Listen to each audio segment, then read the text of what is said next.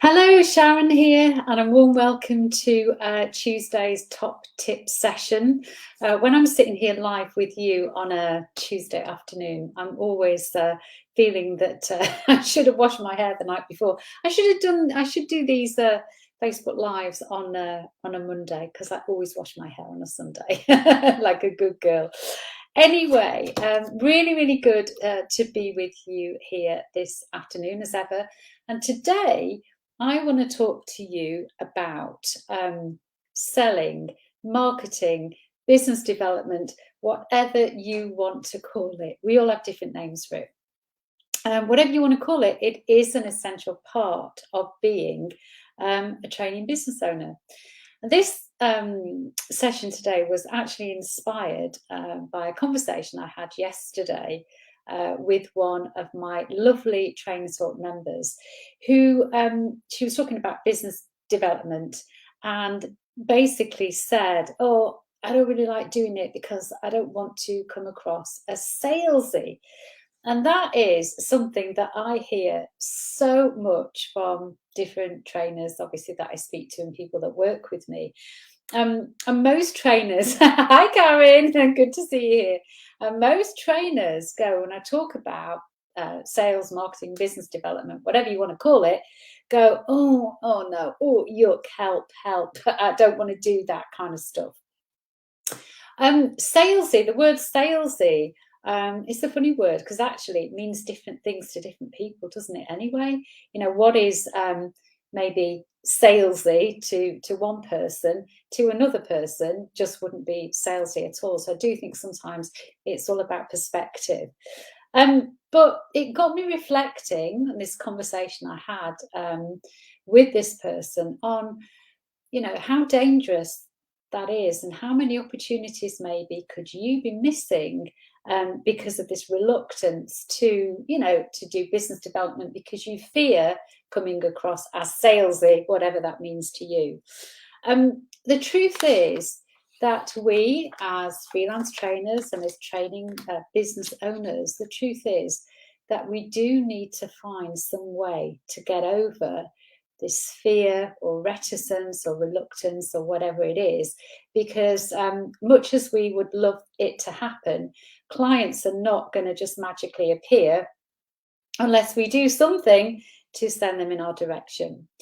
So let me talk about that. And let me talk first of all about some things that you definitely can't do. So some things that are just not going to be very helpful to you at all.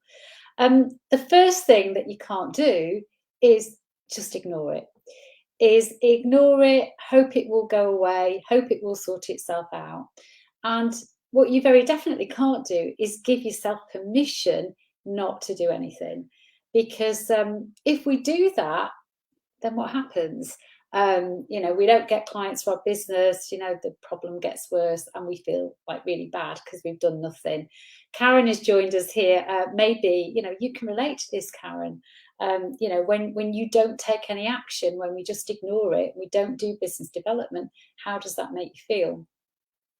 Second thing that it's not really helpful to do is to build it up into a big thing, into a, you know, building it up into something that it's not. You know, I always, you know, I believe passionately in this, you know, marketing, sales, business development is something that we can all do and we can certainly all integrate it into our day-to-day activities.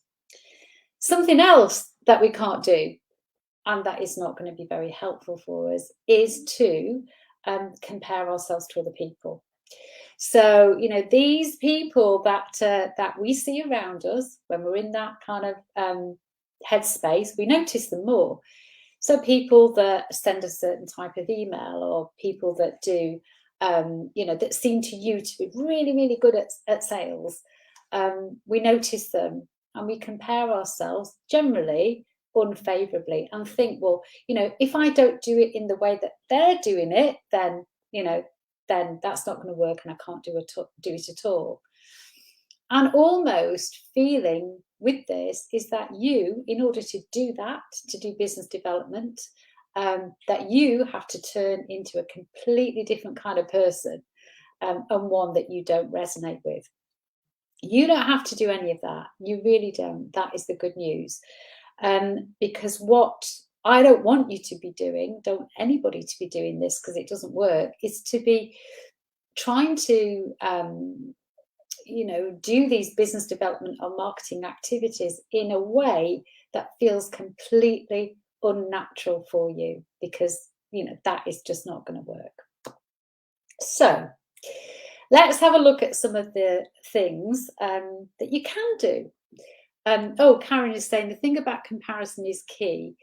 We talk about authenticity all the time, and this is a classic example of when we just have to be ourselves. Absolutely. We have to be ourselves. People buy from people that they know, like, and trust. And so it's really important to be able to just be ourselves in order to build those relationships that are going to build us the business that we want. So let me talk about some things that you can do, having covered off the things that are not going to work and the things that aren't going to be helpful for you. I think the first thing, and this is the main thing that I kind of really learned over the years, many things that I've learned about the selling aspect of the business over the years, is that we just need to relax about it. We just need to chill out, relax, and not get our knickers in a twist about it. That's the first thing.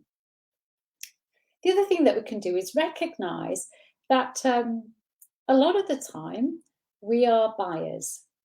We are all buyers at some stage, whether or not you go into a shop to buy something, whether you buy from somebody off the internet, whatever. We're all buyers at some stage in our lives.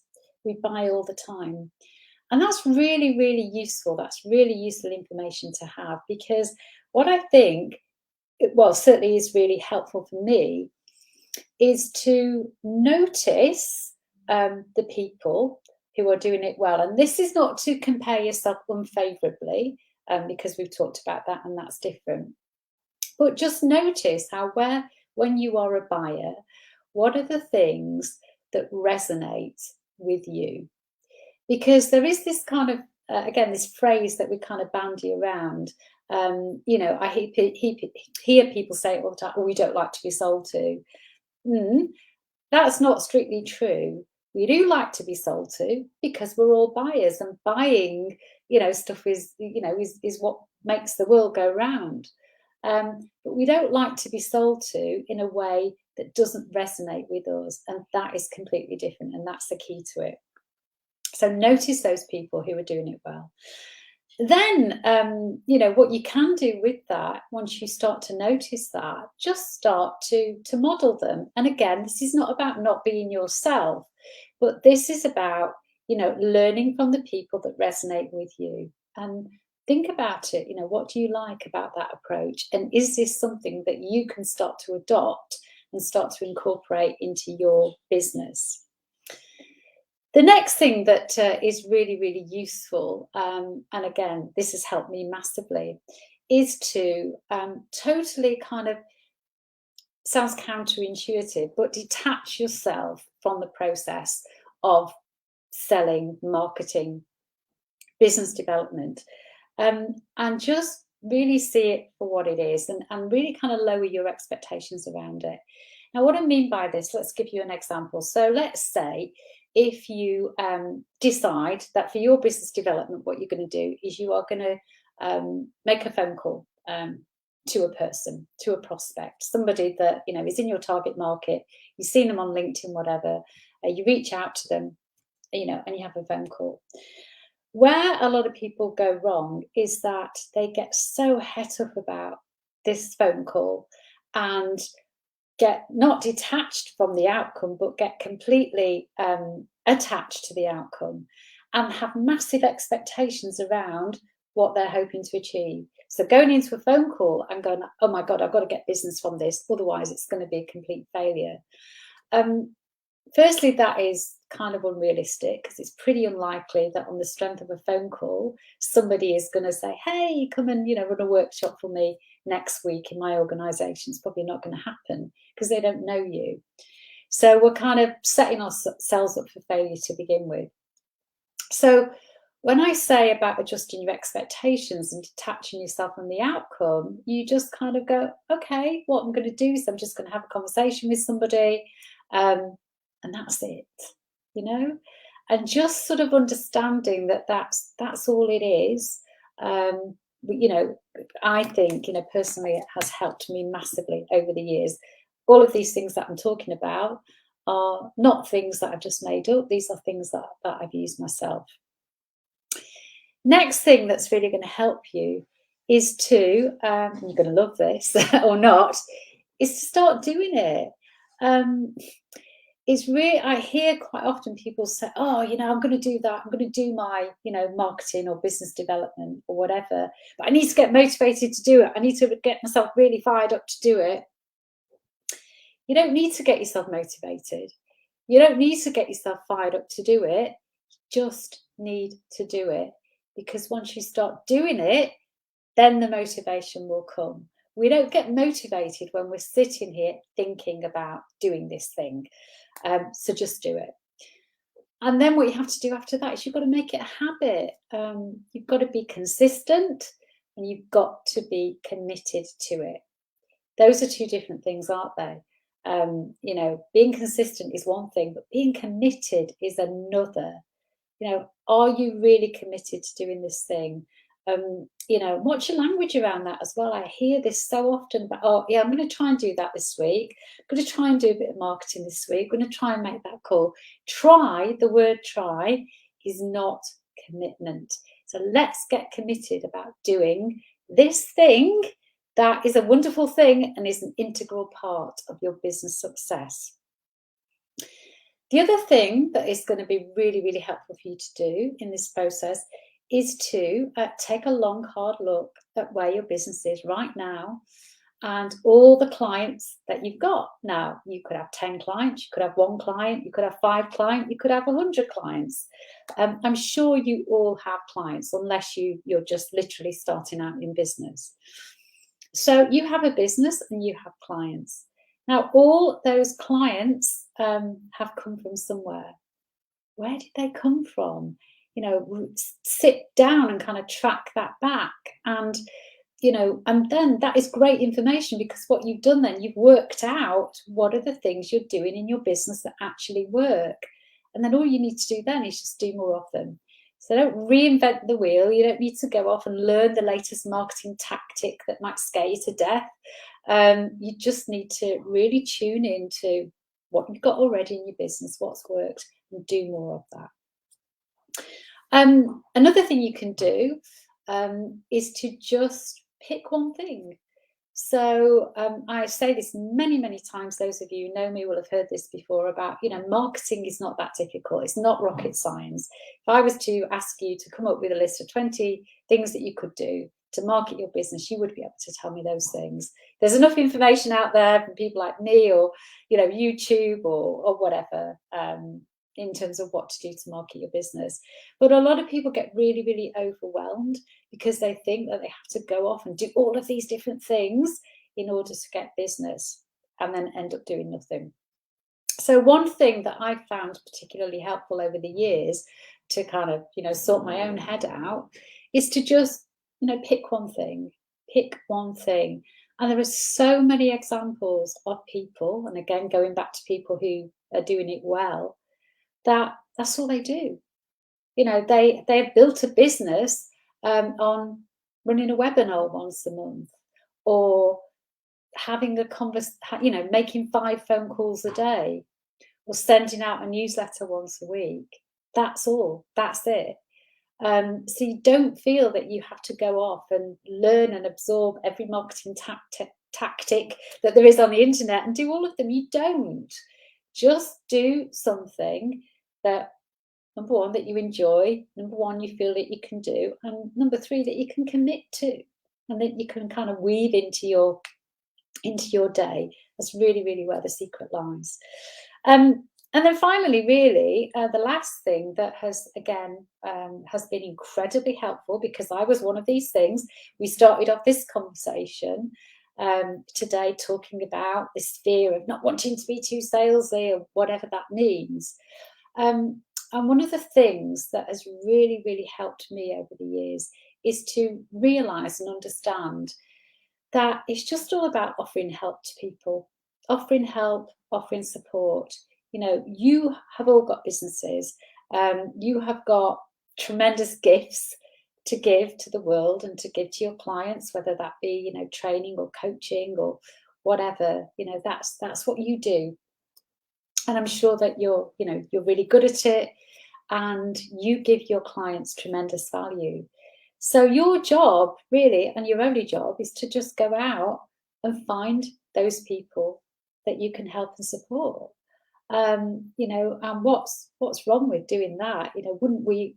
You know, we all love to do that. We all love to help and support other people, and it's just about understanding that that's what you're doing. You're kind of being of service to people that could potentially benefit from, you know, from what you offer, and no more than that. Now, not everybody is going to say yes, but that's okay. You know, it doesn't mean that you've failed. It just means that either they're not the right people for you right now, or they haven't got a need for your services right now. But it has nothing to do with you unless you make it mean something, which is maybe a topic for another day. So, shared with you loads and loads of different tips today on how you can start to get to grips with the most important thing that you can do to actually build a business and grow a business. You know, recognize, a quick recap of what I've talked about, recognize that we're all buyers at some stage, and start to notice what you like about the people who kind of sell to you and you buy from. Model them, start to, you know, work out what you like about this particular approach.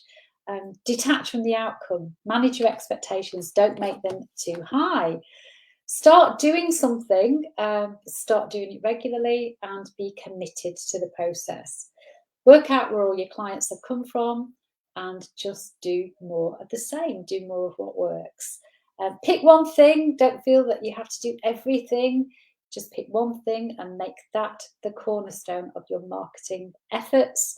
And just look at it, look at marketing and business development in terms of offering help and support to people who could benefit from you and your service. Karen is saying, I love this. So important to be reminded of this stuff regularly. And it is, Karen, because we all forget about it, don't we? And it's so simple. And I hope, Karen, hope you don't mind me sharing this, but you were the person who inspired this Facebook Live today. So I hope that I've made you feel a little bit more comfortable about, you know, what I call the yucky stuff, because you know, it's not yucky, it's stuff that we need to do to grow and develop our business. Okay, so that's all from me for today. Just to say before I finish that during the month of November, 1st of November, I will be running my How to Launch or Grow a Training Business in 30 Days program, again affectionately known as the 30 Days program. I'll be sharing more tips with you like this, plus giving you a clear plan to follow to help you create and grow your own training business. Love to see you in November, the 30 days of helping you to create and grow your business, and I will post the link in the comments below. So whether you're watching live today, thank you very much for joining me live, those of you who have done so, or watching on the replay, hello, and I'll see you again next Tuesday at 12:30 for more of my top tips. Take care, everyone, and have a great afternoon. Bye.